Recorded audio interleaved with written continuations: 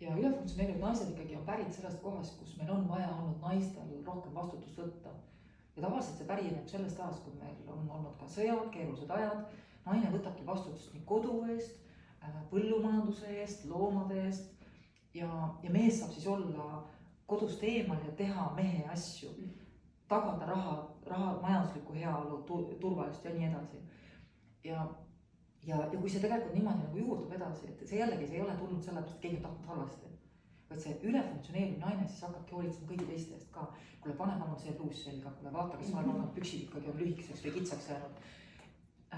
Ja kui see dünaamika jätkub niimoodi, siis mis juhtub sellega, on see paari suhtesse jõuab üks ülefunktsioneeriv naine, kes muutub emaks sellele mehele ja mees muutub pojaks.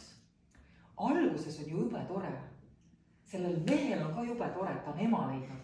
Vaat seal on nüüd üks väike murekoht. Ükski poeg minu meelest emaga seksida ei taha. No ema ei ole seksikas. No ei ole seksikas. Ja no ema rollis naine ei ole ka seksikas. Sest ta on perenäide, ta on hoolitseja. Aga meil on vaja armastajat, et olla seksuaalne ja sensuaalne. Ja see on see, mida mehed räägivad. Ma tahan, et mu naine oleks mänguline. Aga kui ta samal ajal ma ootan, et oleks mul ema rollis. Kus see käib? Ja ma mõtlen naisena jällegi, et kui ma tahan, et mu mees oleks mänguline ja selline atraktiivne ja seksaptiivne mulle, sest no poeg ka ei ole mulle väga atraktiivne. No midagi teha, mul on küll 3 poega kodus, aga ma saan sellest väga hästi, aga ei ole seksaptiivne, ei ole see, ma tahaks temaga mängida, ma tahaks temaga uudistada, ma tahaks temaga katsetada. Nii nagu ma just enne rääkisin seda kirge ja seda uudishimu ja seda mängulisust. Meil on vaja igaüks omavahel suhtes.